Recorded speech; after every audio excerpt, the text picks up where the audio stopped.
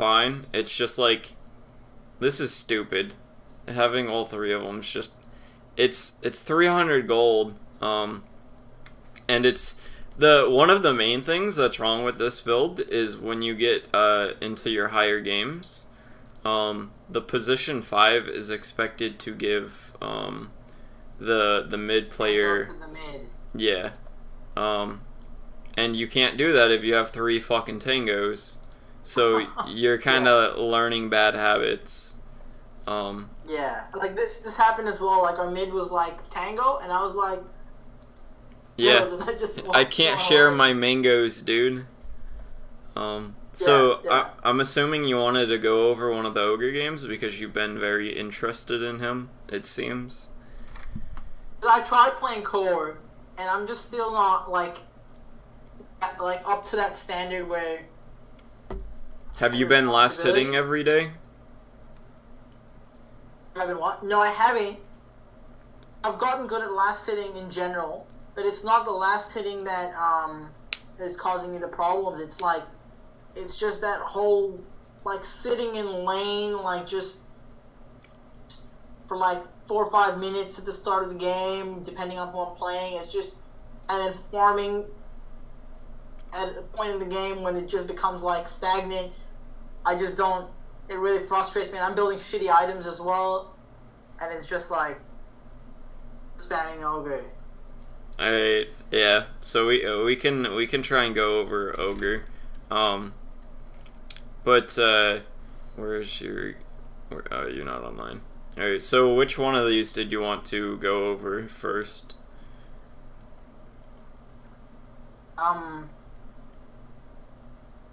Which games were which? What about the last loss, the 55-minute game? Because we had like 2 people contesting for mid, and Pudge and Dark Willow were both mid. I don't. This game, so maybe the second. Yeah, this one.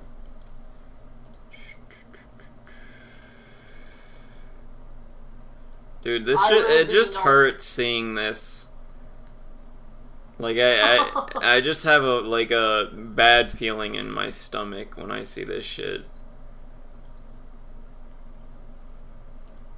Bad.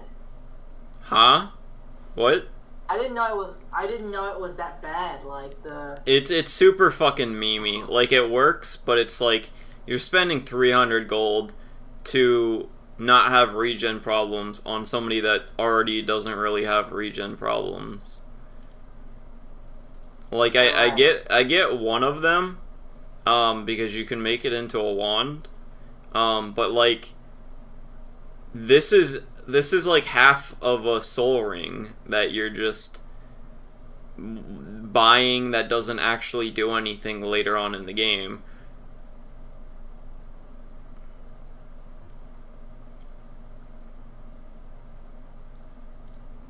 Oh, I could turn one mango into a wand and one into the soul ring. No, they changed it. It doesn't take soul ring anymore, or it doesn't take mango anymore. Oh.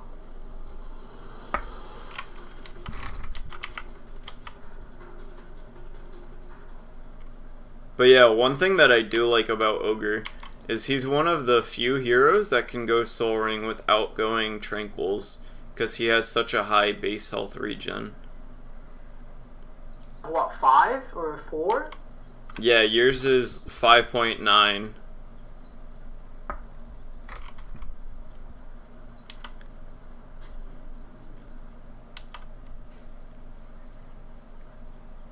I'm not totally sure what I should be doing this game because the Luna gets shit on by the Pit Lord.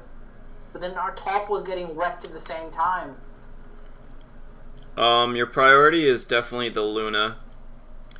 Pudge and Centaur are just there to enable your Luna to do better.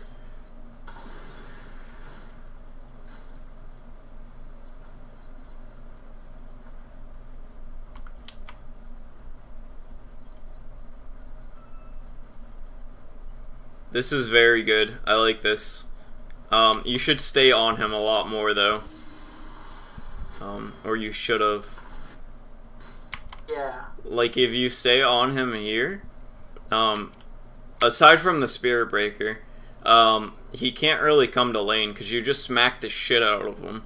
And he positioned himself in a way that you right-clicking him isn't going to make you draw creep aggro and fuck up the lane. So this is like, this is perfect. You're one of the beefiest heroes in the game. You shit on this guy, your dot does a ton of damage, and he's away from the creep wave. So you can do it all without fucking up the creep wave. So like right here, I would be beating the shit out of this dude. I shouldn't have tried to go back towards lane. Yeah, like what are you gonna do at the lane?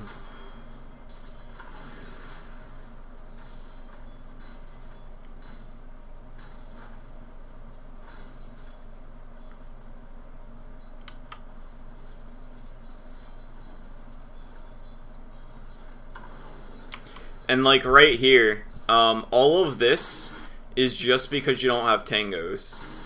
Like if you ate a tango during this, you wouldn't like care about them at all. And then you wouldn't care about any of the damage you're taking because you'd have like 20 health regen when you need it as opposed to 8 like throughout the entire game. Does one tango give? Huh? What? How much regen does one tango give per second? I think it's like 13. It's 7. And then it's multiplied by your thing. So it's like 8 or 9 on your guy right now. Yeah. Plus the base HP regen that I already have. Yeah. So you would be like right now, like you're kind of holding back because you're waiting for your tangos to regen you up a little bit. So you can't be like fully aggressive.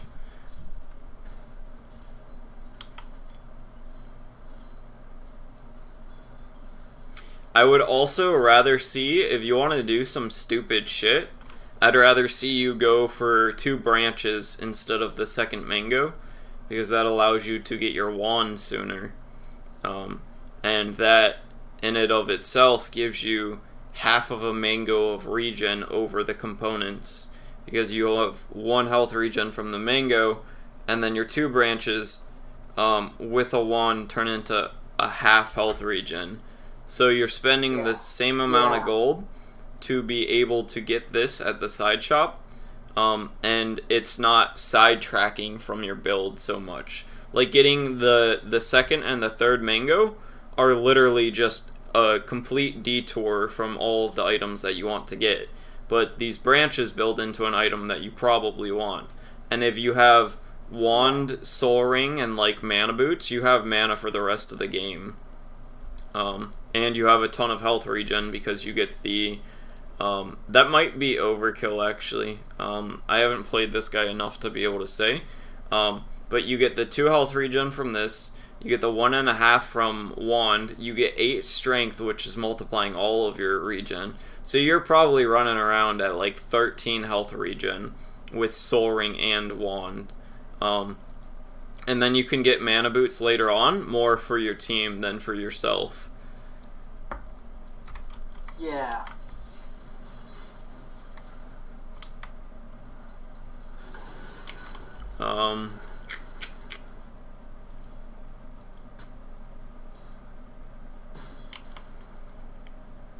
And this is kind of like, they're not gonna dive your Luna. So you staying here doesn't do anything, and you should be going for the bounty runes sooner. And this is gonna be very common the higher you go up, where if you're not there the second that it spawns, and you don't, like in certain games I'll get it 10 seconds late, but that's because I see where the enemies are, and I position myself so that when they show that they're moving towards it, I'm still closer anyway, so I get it. And those are the situations where you can get it 10 seconds late.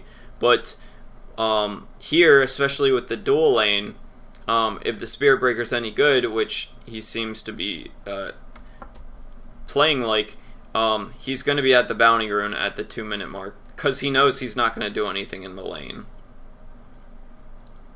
Yeah.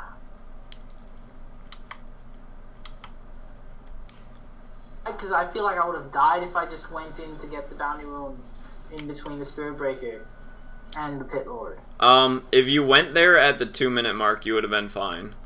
Like, if you ran there, like, nowish, the Pit Lord would have been busy here, and the Spirit Breaker's not going to kill you. Spirit Breaker's, like, I think the second tankiest hero in the game. He might be tankier with raw stats, I don't know. He has a little bit more health, a little less armor, but he's got a lot less health regen than you do. So you guys are, like, I think Ogre comes out a little bit ahead on the tankiness, but your spells also help a lot more. Like, this thing is amazing for early damage, and you have a stun. So you would have won the trade with the Spirit Breaker alone, and the OD wouldn't have, or the Underlord wouldn't have got there. Yeah. And I would say that you should be spamming your ignite on the Underlord, but it would be fine if you're trying to save your mana until you're level 2 to cast the level 2 ignite with the mana instead of the level 1 ignite. But either way, casting this off cooldown is a really good way to harass somebody out of lane, and that's what your clarities are there for. So at this point, I'd be like, alright, well, after this creep wave, I'm gonna get my ignite, and it's kind of like, I guess you get the kill, so it doesn't matter. And you should pop the clarity, like, now, so that you have the max. Right when this guy dies, I'd pop the clarity, because, that's just extra time, so that if he, like, completely goes out of his way, like, you could have your wand right now if you got 2 branches instead of the extra mango. But if you pop your clarity when he dies, and then like 20 seconds later he beelines to you and does some stupid shit to try and pop your clarity, you still got the first 20 seconds of it. But like now, he can just like be right here and cast Firestorm and pop your clarity. Yeah. Instead of, if you casted it before, you would have, or if you used it before, you would have been max, you would have been max mana when he did that. I totally see how, like, when he just canceled my clarity there, I would have just had, like, probably, like, 100 more mana than I did because I didn't use it. Yeah, soon enough. Exactly. And it's kind of like, part of it's just knowing that only heroes can pop your clarities. So when he's gone, there's nothing that's going to pop your clarity, whereas a few patches ago, creeps or anything could pop them. Yeah. So when I last played, it was like healing salves or clarities, like anyone who touched you would like dispel them. Yeah, so they used to be a lot less, like, when you popped a clarity before, it was like, alright, well, I'm not going to do anything for the next 50 seconds. But now it's like you can run through a creep wave and not lose the 50 gold from the clarity.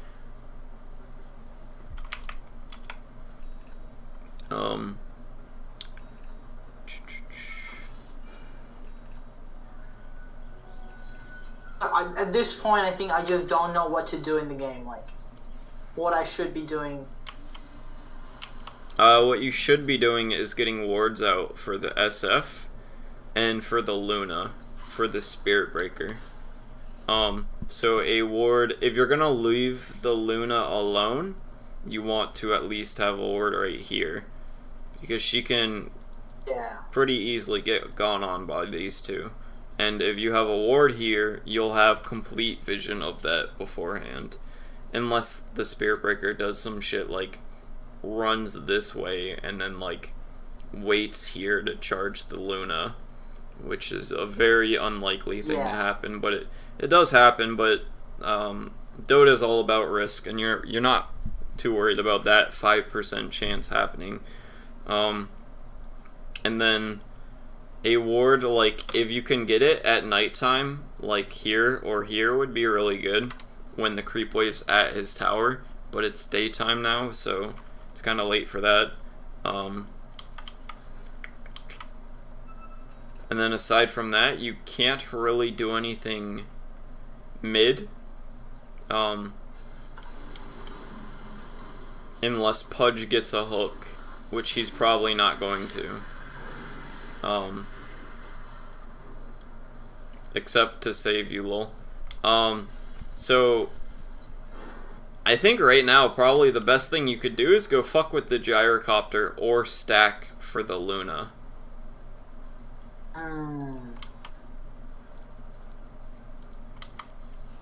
And as I'm like super against stacking as a support, but it's kind of like if you have nothing better to do and you have a hero that takes stacks very well, it's kind of like it's hard not to want to do it.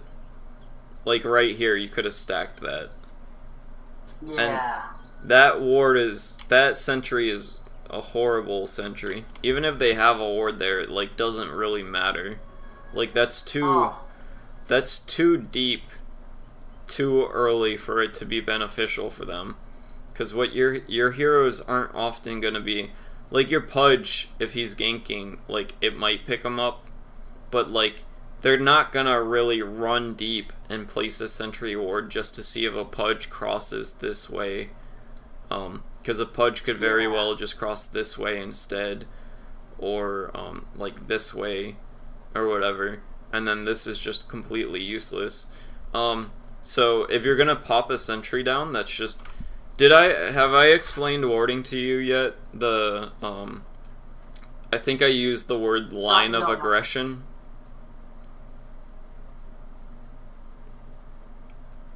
Have you heard me use that before? Line of aggression? I think I've read a post where it's like, depending on their towers, you put wards in a line, like, across the square. The way that I like to put it, it's kind of tower-based, but it's not completely. So let's say, you know how Naga works, right? With Radiance, where she just gets Radiance and then sends it to all your lanes, and then all your lanes are always pushed in. Have you played against that? Yeah. Alright, so let's say all of the tier 2s are down on the entire map, but the Dire team has a Naga Siren, and they took over map control, and all the creep waves are like at your towers pretty consistently. So even though you have these towers down as the Radiant team, your line of aggression is like you would place wards like here and here. They'd probably get dewarded in a higher game, but this is kind of like most of the action is going to happen in these areas. So you want a little bit of vision just beyond that so that you can see it coming and then also catch parts of it when it's like happening or ending or anything like that. And for the enemy team, they have their tier 2 down, and your tier 2 down, which is the same situation, but they're trying to get wards like in here if they can, or like here or whatever, because they want to it's more based off of it's based off of how far you can keep the creep wave pushed out, because if you have your creeps only going this far before they die, the whole map is black. Like all of this is black. Yeah. And if you have your creep wave up to here and here and here, you might have some more vision as the creeps walk along. But one of the key things is when they get to the tower, if there aren't any heroes defending that, that's like, alright, we can just sit back and try to group up and stay safe if they're trying to smoke and go on us, and our creeps will just damage their tower. Because it's like, if they're not defending this, that's pretty suspicious. Yeah. And like that can tell you, oh, well, we have the bottom pushed out to their tier 1, but they have our mid and top pushed. They might be doing Roshan or some shit like that. So pushing out, it's part of it is the vision that the creeps provide. Part of it is the vision that their creeps don't provide. And then another part of it is when you get to towers, it's very telling if the enemy's there or not. Or it's basically if they're not defending this, they feel something else is more important to do. And it's your job to try to figure out what they think is more important than defending their tier 3 from chip damage from creeps and giving up the farm. So oftentimes that's Roche or smoking. And then as far as towers are concerned, the biggest things are really when you take the tier 1 bottom and top. It goes from, if you have this tower still up, let's say you're the Radiant and this tower's still up, the deepest wards that you really want to get are like here, or like here, or here, somewhere in this area. But the second that this tower is down, that opens up like putting a ward like there, or here, or here, or here. And then the same is true with this one. It's really just when this tower's up, this ward's really good. But when this tower's down, this one's amazing because it catches any movement coming across here, and then it will pick up a lot of TPs coming from the shrine. So kind of like, go ahead. The thing with this ward though, I've placed it a couple of times when the tower's down and stuff. When we're pushing, it just gets dewarded really fast. Is there another place I can like put a ward? Give me a similar vision but won't get dewarded. You can place this one, you can place this one, you can place this one. This one gives more aggressive vision, this one gives like more of this area, and then this one will bleed through over here. But what can be happening is you can just like not be placing it right. Like if you go during the day and you just walk up, they'll see you place the ward. But if you go during the night, they won't. Or if you do some... No, but it's like, say I place it, then we take a fight or something and we react in a way where it's obvious that there's a ward over there. The first thing that the enemy supporters do is check that spot. That's why I was wondering whether... I mean, that's just kind of like... there isn't really good ward for taking the tower, except for this ward, unless you're trying to like place one here or here. But those wards are kind of like immediately... not like useless, but like they provide a lot less than like this ward or this ward or this ward the second that this tower falls. The same with like if you place this ward and then you take the tower, it's not bad to place this ward if you think that they're gonna contest you taking this tower. But if you don't think that, like if there's no way that they can contest you taking this tower, like you have 4 people up here, and they would have to TP in one at a time, and you can just pick them off one at a time. Then placing this, if they can't defend it, then placing this ward is just stupid. Because you can wait until you have the tower that's basically guaranteed, and then go place like this one instead, which is just strictly better when this tower is down. But does this help? Do you have any questions with warding? That's kind of like the most effective way that I can put warding pretty quickly. Yeah, no, that kind of makes gives me a bit more insight on how I should be placing my wards in like some good spots on where I should place the wards. Yeah, it's kind of like you just want to get your wards a little bit farther than you think you guys are safe going, because that will give you like if you guys are safe going right here and I place a ward right here, you're getting vision of an area that's already safe. But if I place that here, then all of the vision that it provides is unsafe places. So when I have this ward, I see over here and I can be safe jungling this, or a lot closer to being safe jungling this.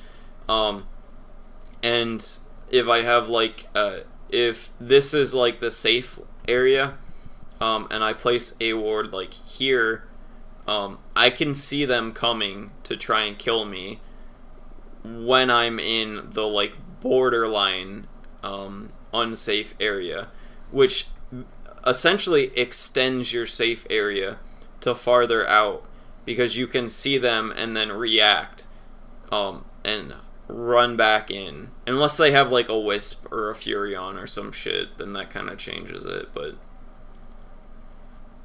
yeah, so any questions on warding? No, it's all clear. It's clearer, at least. Yeah, I got you. Warding is like its own whole thing, so you're not gonna get a mastery level depth of warding in a single coaching session, probably. And I guess there like at a certain point, I'll need to also place wards where enemy won't won't de-ward it. The less your mic cut out after you said less. But I'll still have vision. What was that? Your mic cut out after you said less.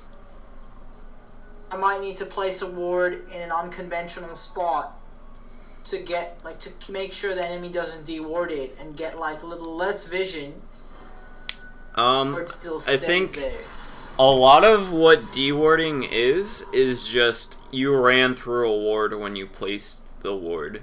So, like if they have a ward right here, and then you run up and place a ward right here, and then they de-ward it, that's, you just ran through a ward. And I think it might be different in the lower games where they just spam out sentries because they don't know how to actually de-ward.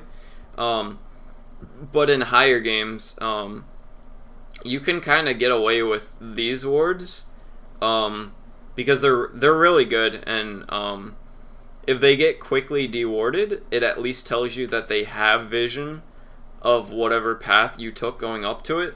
But it's also kind of like you just kind of get a feel for if they have wards in the area or not, or if they possibly do, and then you can more like sneakily place the wards, and they're not going to drop like 500 gold on sentries just to throw out because they know that you have wards but they don't know where it is. Because if you do that in a higher game, you're going to be so far behind at like 20 minutes that you're going to be like next to useless. Like you could have a force staff finished 5 minutes earlier if you just buy sentries when you're pretty certain that there's a ward there, as opposed to just spamming out sentries, which I think happens a lot in lower games. Yeah.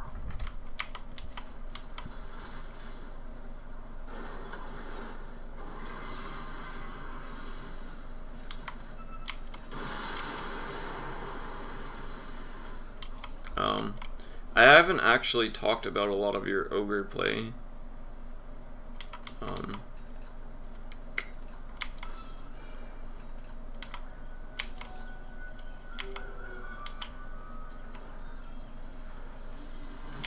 Like this game, I just felt like I was not doing anything. One thing is you don't want to put points in this. You want to max this. You want 1 point in this early. But like it doesn't scale that well for damage, and you don't use it for damage. You just kind of like use it for the stun, and this is your damage. And you get more damage out of bloodlusting a teammate that's important than you do from stunning somebody with this. Yeah. So usually you want to max this and then this, but you want 1 point in this early.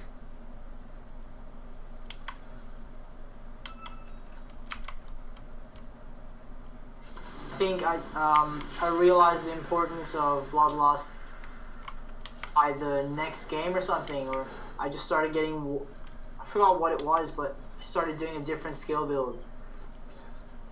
I got you. Yeah, it's definitely I'm sure it like felt a lot better. Cause like you can throw it on the SF right now and he farms like 10% faster. So all the time that you're walking around doing like whatever you're doing, your SF's getting extra gold because you had a skill point in this. Yeah, and it's like 30 attack speed. That's a pretty significant amount. That's treads. You basically give him outside of the attributes, you give him a full treads because you give about the movement speed of boots too. Yeah. And that's just the level 1 version of it. It's like a hyperstone. Yeah.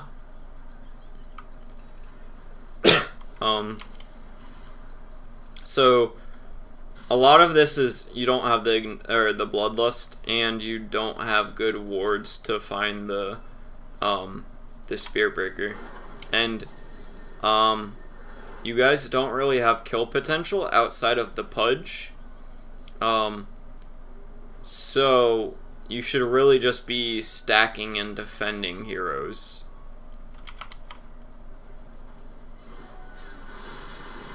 Like that SF, like if you were just mid instead, you might have been able to save him. But you're kind of like running around trying to be helpful by looking to do something that you can't do. Whereas if you were just sitting behind him, you could be truly helpful. Yeah, you're right. Yeah, because I get anxious when I'm just sitting. I'm like, shit. Yeah, I mean, it's kind of like you have to realize that if you just sit there early game, you're kind of useless. But if you sit there later game, your stun can save somebody's life. Yeah. And the later the game goes, the more your deaths matter. In that he's going to be dead for like 40 seconds instead of like 3. And he's going to give up so much gold. And if he dies in a certain position, they can just take your tower. And all this extra shit's like more important when they die later. And when he's level 10, he doesn't really care about an ogre maybe leeching some of his experience. But when he's level 1 and all he wants to do is get some levels so he can start farming, he super cares about it. And then here, this is just kind of like,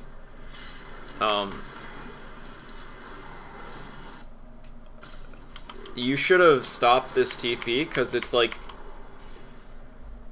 even just seeing these two guys, it's like, what's the best that can happen here? Your centaur's like gonna hide out in the trees maybe, and then you die instead. But it's like, and there's at least 3 people here with the Underlord, the CM, and the gyrocopter. So it's kind of like you're not gonna save this guy when he wouldn't be fine on his own. All you're gonna do is just like die. And that's just kind of like understanding that the Centaur doesn't really provide too much damage outside of his combo. Like he does 550 damage, which like seems like a lot, but it's like that's all he does. And he's not really going to be able to do a second one of these because it hurts himself too. So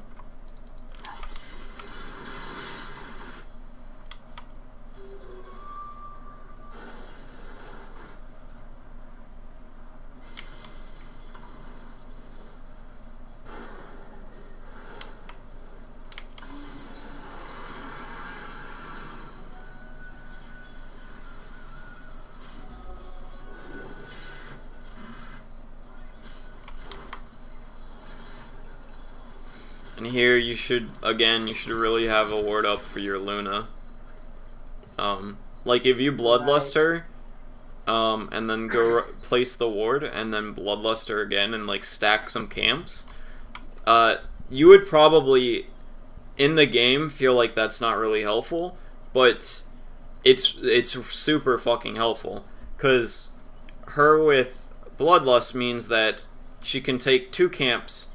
Or she can push a wave and then take 2 camps and then push a wave instead of push this, take this, and then have to run over here immediately, and then do this, and then this spawned because it's the minute mark, but she didn't get the second hard camp, or somebody shows up and she eclipses and they just run away because she doesn't have the 10 movement speed, or she tries to man fight the CM, but she doesn't see the Underlord TPing here and the Spirit Breaker charging over here, so she just dies. And it's kind of like, what else are you gonna do?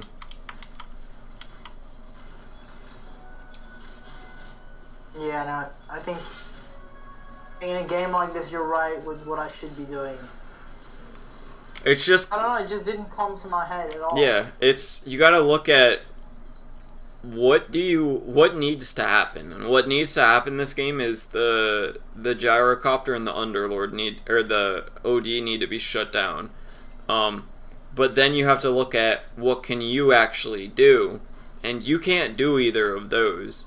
What you can do though is help your SF and Luna farm as much as they can and sit behind them and make sure that if they go on them, or if the enemy goes on either of those guys, depending on who you're sitting behind, you might be able to save them, or even the Luna lives and she eclipses and she kills them. And that goes from, instead of her dying and it being 1,000 net swing in their favor, it's a 1,000 net swing in your favor, which is the 2,000 swing just by you throwing out a stun. And then the experience and the tower damage and all of that.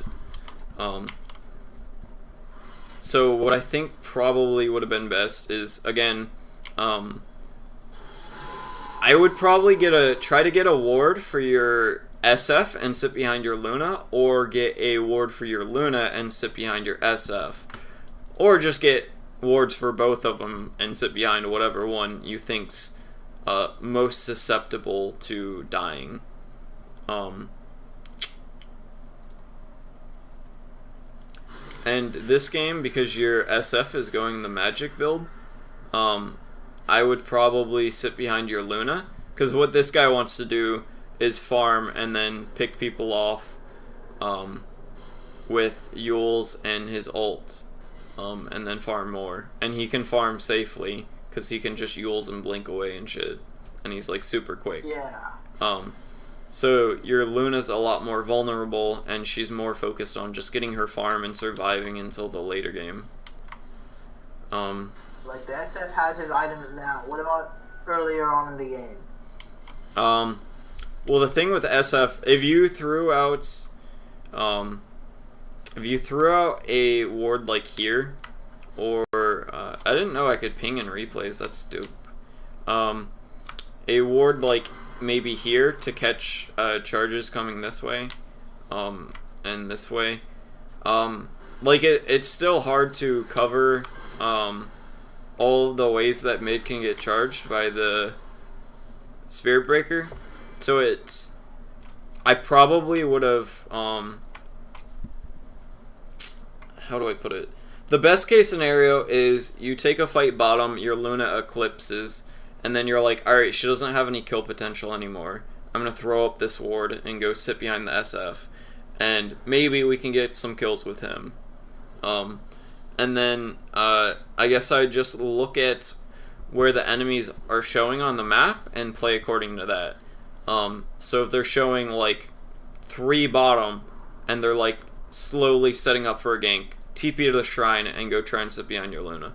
Or if they're like you can kind of see that coming with a lot of ganks. Like if your Luna's like right here, and then you see like an Underlord and a CM TP here, and then they just sit here for a few seconds, the Spirit Breaker's probably charging the Luna, and they're sitting back to not give away the position. But there's a lot of map awareness things that give away what the enemy's trying to do, and it's very hard to teach those because it's like there's millions of situations that can happen. And I'm not, I don't know how to do that just yet. It's more so just like playing enough to kind of understand what's happening or Yeah, it's doing their situation or something like that. part of it's playing, but like you said, another part of it's knowing. So like you can play 10,000 hours and never consider the concepts that will get you to knowing what to look for. Yeah. Whereas you can figure out the concepts and then play like 500 hours, and then you'll be a lot better off. At least for that specific part of Dota. It's, I get, in another way, it's like, say, with shitty form. Yeah. Shitty form with literally anything. You can get, like, you can perfect your shitty form, and get pretty far with Yeah. it, but then you're either gonna fucking, like, pull your back or some shit for whatever you're doing. Or you're going to hit a cap and then other people are going to pass you. And if you want to stay competitive, you have to unlearn your bad habit and learn a new one from next to scratch. Yeah. I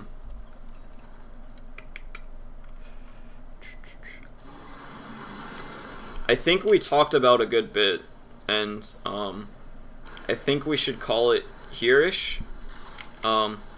So you have some things to work on, and we don't drag on the session. I think what I want you to try is, where's this dude? Ogre. Definitely, if you're gonna get mangoes, only get one of them. Because that's just, it's fucking stupid to get any more of them than that. Here, let's see. If you're like level 8 and you have a wand and a soul ring. Yeah. You have a ton of health regen. So I want you to try this build, and if that's overkill, you can skip the soul ring.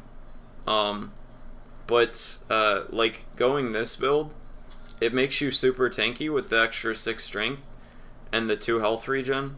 And then the 2 strength and the health regen, and then the active from this. So this could be a good build. And then you want to do something like this. And Soul Ring will help you just throw out your ignites a lot more. And then you can farm with this more. I don't think this build is overkill because I've had to like use a ton of clarities or bring in clarities or wait for my mana to regen with my boots when I'm just using mana boots. Yeah. So try out this build, and then of course like the traditional items are still good. Force Staff, Glimmer Cape. What's another good one? Blink Dagger can be good if your team lacks initiation and you're the only one that can really like provide that. Blink's not bad. Okay. Especially when you get the... I think I've had a game like that. Yeah, when you get the cast range talent, your initiation range is... Cast range talent or the 60 gold talent? It depends on the game. If you're really far behind, the gold per minute talent's really good. If you guys are super far ahead, it's hard to say because in no matter any situation you can look at it and it's like the 60 gold per minute's good, but the 100 cast range is kind of like, I guess the selling factor for the 100 cast range is if they have slippery heroes. Yeah, okay. And like you can't hit them here, but you can possibly hit them here because that extends your total radius or whatever by a good bit. And then also if you get a Blink Dagger, it increases your range on that too. So your okay. Yeah, so your range goes from like without the cast talent. I think will it update?